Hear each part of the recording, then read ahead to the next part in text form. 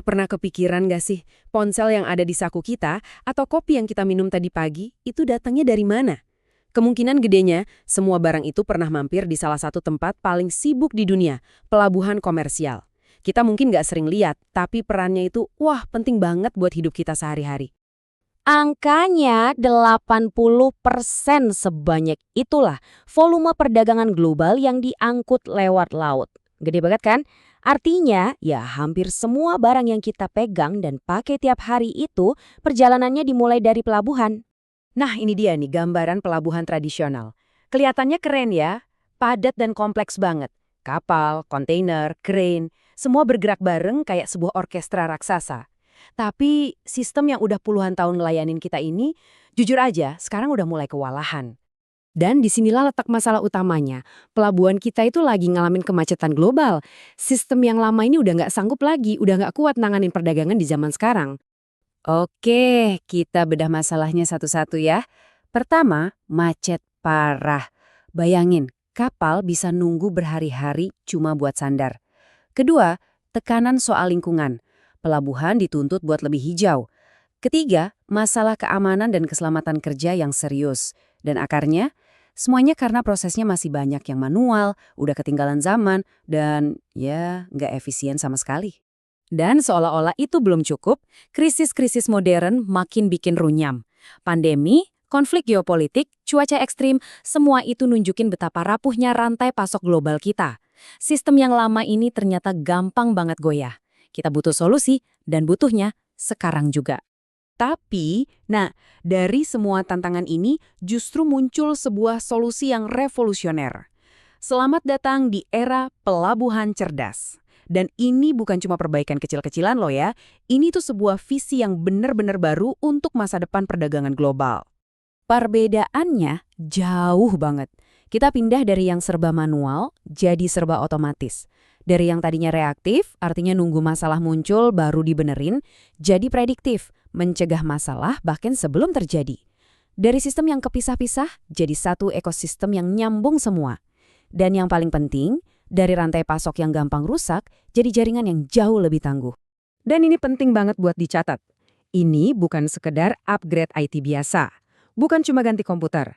Ini adalah transformasi digital total, benar-benar perombakan menyeluruh yang ubah teknologinya, prosesnya sampai cara orang kerja dan ngambil keputusan. Oke, jadi teknologi apa sih yang bikin semua ini jadi kenyataan? Visi pelabuhan cerdas ini sebenarnya berdiri di atas 5 pilar teknologi utama. Yuk kita kupas satu-satu. Nah, kelima pilar ini tuh kerjanya barengan, kayak satu tim super. Ada IoT dan 5G sebagai sistem sarafnya, terus Big Data dan AI jadi otaknya. Otomatisasi dan robotika itu ototnya, Digital Twin jadi simulator canggihnya, dan terakhir blockchain sebagai segel kepercayaannya. Oke, kita mulai dari yang pertama. Pilar pertama, IoT dan 5G. Anggap aja ini sistem sarafnya pelabuhan. Jadi, sensor-sensor kecil dipasang di mana-mana, di crane, di truk, bahkan di tiap kontainer. Sensor ini ngasih suara digital ke semua aset itu. Terus, 5G-nya ini yang mastiin semua suara atau data tadi ngalir super cepat, tanpa delay.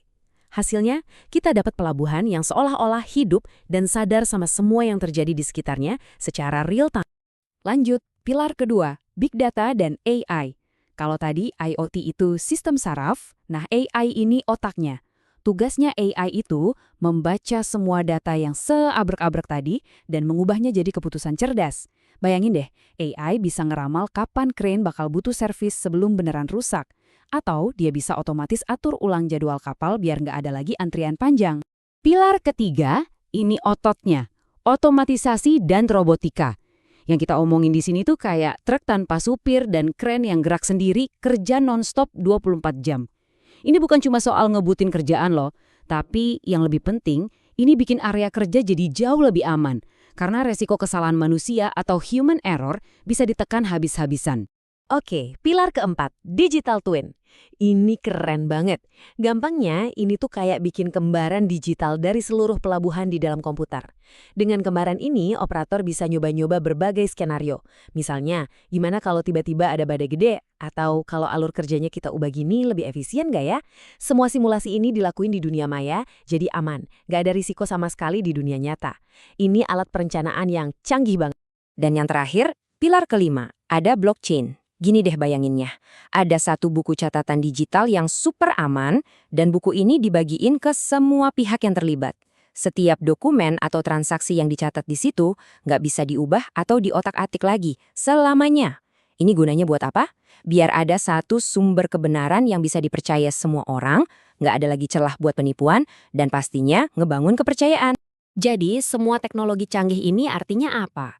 Intinya gini, ini bukan lagi cuma soal bikin pelabuhan jadi lebih efisien. Enggak, ini jauh lebih besar dari itu.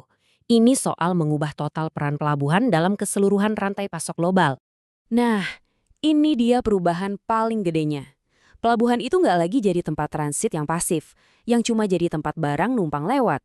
Mereka berevolusi jadi sebuah hub yang cerdas dan proaktif. Jadi semacam pusat data yang bisa mengoptimalkan seluruh jaringan rantai pasok yang nyambung ke dia. Dan ini semua ngebawa kita ke satu pertanyaan besar yang bikin mikir. Selama ini kan manusia yang bangun dan ngatur pelabuhan. Tapi sekarang kita kasih mereka kemampuan buat merasakan, belajar, dan beradaptasi sendiri. Jadi pertanyaannya bukan lagi gimana cara kita ngelola pelabuhan, tapi apa yang bakal terjadi saat pelabuhan kita mulai bisa berpikir.